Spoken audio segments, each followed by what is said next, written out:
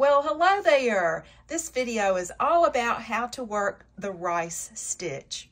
So the rice stitch is a two-step stitch, and that means that it's worked in, well, two steps. The first portion of the stitch is worked in standard cross stitches, and then we'll go back and work a little crossing stitch on each corner of the cross stitch units to finish the rice stitch pattern. So rather than me trying to explain it to you, let's dive right in and learn how to do it, and you can watch and stitch along with me. All right, I have my needle and thread to the front of the canvas in the place where I want to begin stitching, and I'm going to work a row of cross stitches, but I'm going to use what's called a double running stitch pathway to do that. That means I'm going to work my way across the row doing the first leg of a cross stitch, and then I'm going to turn around and come back the other direction and complete the cross stitch units by working a second pass of that same row. So these are worked over 3 canvas intersections, so this is kind of a medium-sized stitch. It's not a little small stitch. So what we're going to do is we're going to count over 3 canvas intersections to work the first leg of the first cross stitch in this row. So that's 1, 2, 3.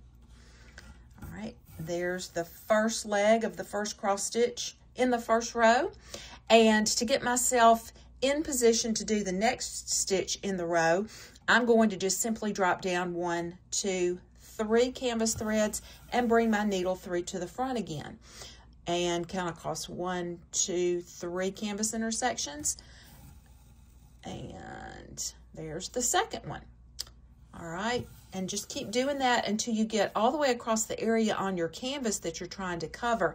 I'm going to do a demonstration of what your stitch diagram illustrates so that my stitch sample will look like your stitch sample or what you have on your diagram. Now, let's turn around and go back the other direction. So if I'm going to work back across this way and put the top leg on the cross, all I have to do, when I look at my diagram, I see that that's going to be, I have to count down 1, 2, 3 canvas threads, bring my needle through to the front, and then take my needle across 1, that second canvas intersection is kind of hidden, 2, and then 3. Something you do want to make sure that you do want to hold some tension on that thread so that your stitches are evenly, they have an even amount of tension on them. Don't want any loopy legs. All right, now the next thing I'm going to do is I'm going to drop down 1, 2, 3 canvas threads rather, and bring my needle through to the front. And I'm simply just using actually visual cues at this point to cross the top legs on these cross stitches because it's just so much easier to do that than it is to have to count and refer to a stitch diagram. And there you have the first row of cross stitches that are part of step 1 in the rice stitch. Now, to work the second row, all you're going to do is you're going to stack rows of cross stitches on top of each other to create the first step of the rice stitch pattern. So I'm just going to find the starting point here of my of this stitch in the very first stitch that I created in the first row, and I'm going to drop down 1, 2, 3 canvas threads, bring my needle through to the front, and work another row of standard cross stitches using that double running stitch pathway, whereby what we're doing is creating the bottom legs of the cross stitches first, and then we're going to turn around at the end of the row and we're going to come back and put the top legs on. All right, let's go ahead and I'm going to work one more row of these cross stitches, and then we'll come back and we'll tie down the corners or cross over the corners. We're not really tying anything down. We're really just crossing over the corners to complete step 2. All right, so now we're going to work step 2 of the rice stitch, and you'll notice on your diagram that we have both lowercase letters and uppercase letters. So the way that you're going to want to do this is you're going to work your way through the lowercase letter pattern and then go back and work your way through the uppercase letter pattern. So in other words, you'll work A to B, C to D, E to F, G to H, in all the lowercase following the letters on your diagram or the labels on your diagram, and then do the same thing when you've finished. Go back and cross the legs of the larger cross stitches following the diagram that designates the uppercase letter pattern.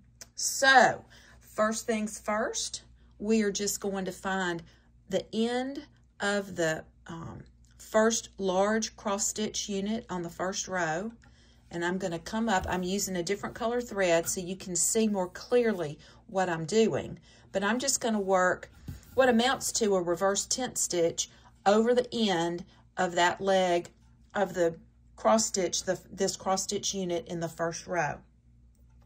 Then I'm going to jump down here to this corner, and I'm going to do the same thing. I'm just going to work a reverse tent stitch over the other end of that same leg. And I'm just going to keep working my way down this diagonal row until I've crossed all those ends of the stitches. Something that you're going to notice now is that we're going to end up having a lot of stitches sharing holes. So what you're going to want to make sure you do when you're working this particular stitch pattern, you're going to definitely need to be using thread that is thinner than you would typically use to get full coverage using the tent stitch on that particular size canvas mesh. So just to give you a point of reference here, I'm using 1 strand of rainbow Persian on 13 mesh canvas. And if I were using this same thread on 13 mesh canvas for full coverage and tent stitch, I would be using 2 strands. So that's, you know, I mean, this is going to be a heavier look when you're using, you know, a thicker thread. So if you want a real dainty look, you're going to want to really, really reduce the weight of your thread or the number of strands that you're using. Okay, so let's just keep going now. So we've gotten to the end of the first diagonal row. Now we're going to work our way back up the next diagonal row. So I'm just going to jump over here and work my way right back up the hill. And again, I'm just crossing the ends of those larger cross stitch, the legs of those larger cross stitch units. Because I've worked half of this, then I'll just go back and I'll go ahead and fill in so that you can see what it looks like. I'll work the top half of this little box. And there you have the first portion of step 2 completed with all of the lowercase alphabet labels finished. Now let's work the second portion of this by completing the standard tent stitches that will be crossing over the left leaning legs of each one of the larger cross stitch units to complete the rice stitch pattern. All right, I'm going to come up at uppercase A, here it is, on my stitch diagram, and I'm going to do a standard tent stitch over the end of that left leaning leg of that cross stitch unit on that first row. And then I'm going to come down here on the other end of that same leg and work another standard tent stitch across the end of that leg. Now, because I've worked this in 2 colors, you can really see how the pattern looks more distinctly than if I had worked it in 1 color. That also should indicate to you that you can use multiple colors of thread on your projects if you want to create a totally different look. So really, my best suggestion would be to play around with it on a doodle canvas and play around with different textures of thread, different weights of thread, different color combinations, all kinds of possibilities with this stitch. All right, so let's finish up. I'm going to now come down to the next row, and I'm going to work in diagonal rows. I'm going to work my way up the hill, and I'm going to cross over the ends of these stitches that slant to the left.